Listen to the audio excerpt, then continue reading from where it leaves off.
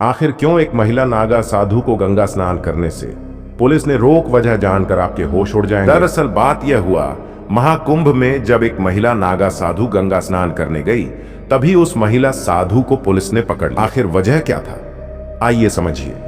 यह घटना जिसने भी सुना उसके पैरों से जमीन खिसक गया। इस महिला अघोरी साधु ने क्या कर दिया जिसके कारण इसको पुलिस ने पकड़ लिया? यह कोई साधारण महिला साधु नहीं थी।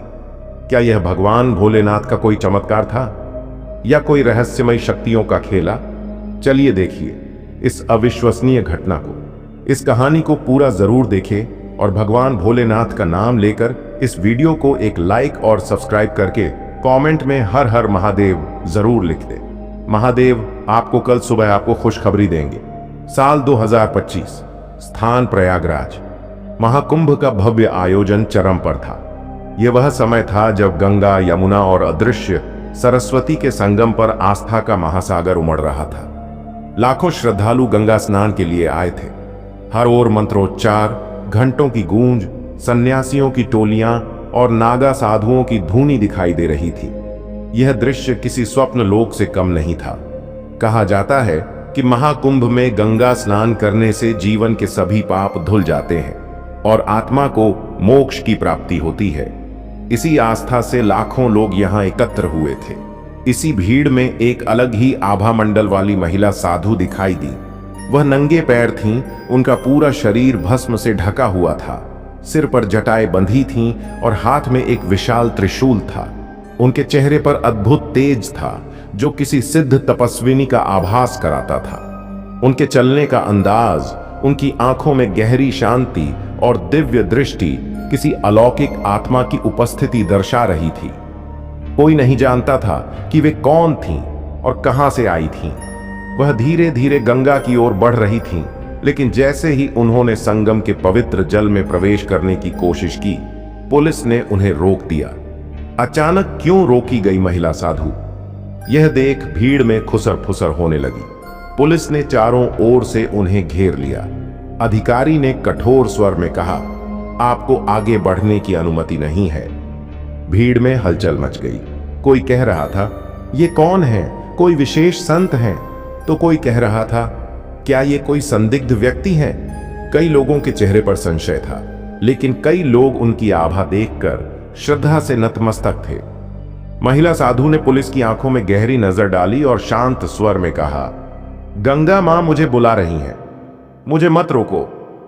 लेकिन पुलिस टस से मस नहीं हुई।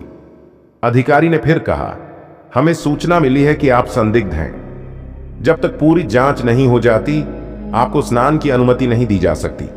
गंगा मई शांत खड़ी रही। उन्होंने आंखें बंद की और धीरे धीरे AUM नमः शिवाय का जाप करने लगी। लेकिन तभी कुछ ऐसा हुआ जिसे देखकर हर कोई स्तब्ध रह गया। गंगा मां का पहला चमत्कार, जल का अचानक ठहर जाना। जैसे ही गंगा मई ने जाप शुरू किया, गंगा का प्रवाह अचानक रुक गया। गंगा जो सदियों से अनवरत बह रही थी, अचानक स्थिर हो गई। यह दृश्य ऐसा था जैसे किसी अदृश्य शक्ति ने उसके प्रवाह को रोक दिया हो। भीड़ हतप्रभ रह गई। पुलिस अधिकारी घबरा गए, उनके हाथ कांपने लगे। यह कुदरत के नियमों के खिलाफ था। श्रद्धालु एक दूसरे से पूछने लगे, यह कैसे संभव है? किसी ने कहा, गंगा मां स्वयं इन्हें रोकने का संकेत दे रही है। कोई बोला, महादेव स्वयं इनमें समाये हुए हैं। पुलिस अधिकारी अब भी अपने आदेश पर अडिग था।